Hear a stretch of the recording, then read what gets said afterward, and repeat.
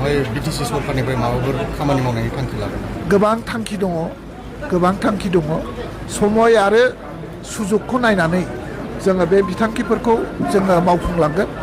समायाव जोङो नोंथांमोननो जानायगोन आरो नोंथांमोना समायाव गासैबो हाबाफारिखौ नोंथांमोना नुनो मोनगोन।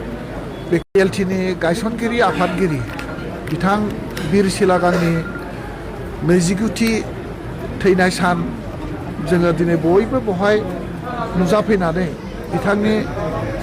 बिथांनो जोङो बिबार बावफैनो हादों आरो जों बयबो दिनै बिथांनि जिथु मावलांनाय हाबाफारि बिथाङा जोंनि बे ओनसोलनि थाखाय बे बर' माहारिनि थाखाय बर' माहारिजों लोगोसे गुबुन माहारिफोरखौ ज' खालामनाय जि हाबाफारि खौसेथियै जोङो माब्रै थांनानै थानांगौ जि मोनसे आदर्श लानानै बिथाङा संग्राम खालामलांदोंमोन। दिनै बिथांनि मुंख्लं खाम्फायाव बिबार बावनायजों लोगोसे बिथांनि जि आदर्श जोंनो होलांनाय जि आदर्श बे आदर्शखौ गोथाङै लाखिनो थाखाय आरो बे आदर्शजों जोङो दिनै थांनानै थानाय सुबुंफोरा खामानि मावलांनो थाखाय जोङो बिथांनि आदर्शखौ फोथांनानै लाखिनो थाखाय जोङो दिनै बेवहाय बयबो गुबुन गुबुन राजनितिक दोलोनि गुबुन गुबुन आफादफोरनि दैदेनगिरिफ्रा ज' जानानै मुंख्लं जोंनि बिर सिलागां बसुमतारिनो जोङो दिनै बिबार बावदों। आसा खालामदों बिथांमोना अरायबो इसोरनि खाथियाव थानानै जोंखौ नाहरबाय थाथों।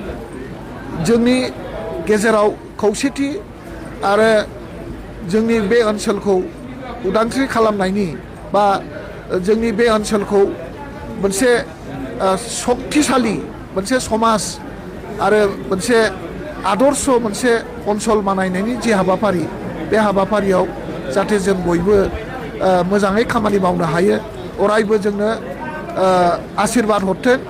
आरो बिथाङा जाहैबाय जोंनि प्रेरणा जोंनि गोसोखौ दाद खालामनो हाग्रा आरो जोंनि गोसोखौ गोरा खालामनानै सैथोनि लामाजों खामानि मावनो अरायबो बोसोन हरग्रा सासे सुबुं। बिथांनि बोसोनखौ जोङो अरायबो गोजोर लाखिनो हानायनि थाखाय इसोरनि खाथियाव आर'ज गाबबाय आरो बिथांनि आत्माया अराय सान्थियै थाथों आरो अरायबो जोंखौ नाहरनानै जोंखौ दैदेनलांबाय थाथों बेखौनो जोङो दिनै गोसोखांनानै जोंनि बे थैनाय समाव जों बयबो गोसोखांनानै बिथांनि आत्मा सोरगोथिनि थाखाय जोङो बिबार बावफैदों।